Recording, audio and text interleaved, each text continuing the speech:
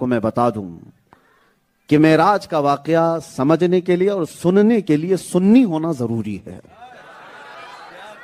یہیں سے شروعات ہے. سنی ہو تو سنو, نہیں ہو تو پھر جاؤ. جیسی رات ہے اندھیری تمہاری, ویسی ہی تمہارے دل بھی اندھیر ہے. ہاں, نبی پاک صلی اللہ تعالی علیہ وسلم کی معراج ایسا نہیں ہے کہ یہ صرف بریلویوں کی بات ہے. میرے عزیزو, جملہ مشائخ, بزرگان دین, سلف و خلف سب نے اس معراج کے واقعے کو لکھا, بلکہ صحیح احادیث کریمہ میں ہے, بلکہ مسجد حرام سے لے کر مسجد اقصی تک کا سفر تو قرآن میں ہے. اگر کسی نے اس کا انکار کر دیا تو وہ کافر ہے. نبی پاک صلی اللہ تعالی علیہ وسلم کے اس معراج کے سفر کو اللہ تبارک و تعالی جہاں سے شروع فرما رہا ہے, میرے عزیزو, میں نے یہ بات اس لیے کہی سنی ہونا ضروری ہے. وجہ یہ ہے کہ سنیوں کے پاس ایک الگ چشمہ ہے, جس سے دیکھتے ہیں تو عشق نظر آتا ہے.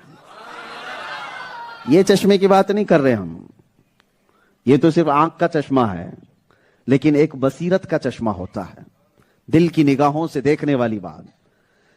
اگر میں آپ کو بتاؤں لال رنگ کا چشمہ پہن کے جاؤ گے تو سب چیزیں لال لال دکھتی رہیں گی, اور آپ نیلے رنگ کا چشمہ پہنو تو چیزیں نیلی نیلی دکھتی ہیں.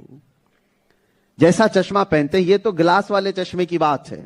اسی طرح اگر تمہارے ذہن اور تمہاری عقل پر عشق کا چشمہ غالب ہو تو ہر چیز عشق میں ڈوبی ہوئی نظر آتی ہے, اور اگر کوڑ ہو, بغض ہو, عداوت ہو, ہر چیز کالی دکھتی رہے گی. تو جس کو نبی پاک صلی اللہ تعالی علیہ وسلم کے معراج کا سفر سمجھنا ہے, تو میں آپ کو بتاتا ہوں, آج کے دور میں بھی کچھ جماعتیں ہیں جو نبی پاک کے معراج کے سفر کا, جسمانی سفر کا انکار کر دیتی ہیں یا ان کے معجزے کو نہیں مانتی. وہ وہی لوگ ہیں جو ابو جہل کا چشمہ پہنے ہوئے ہیں, اور جو معراج کو سمجھتے ہیں اور اس کی خوشیاں مناتے ہیں وہ صدیق اکبر کا چشمہ پہنے ہوئے ہیں. وجہ کیا ہے؟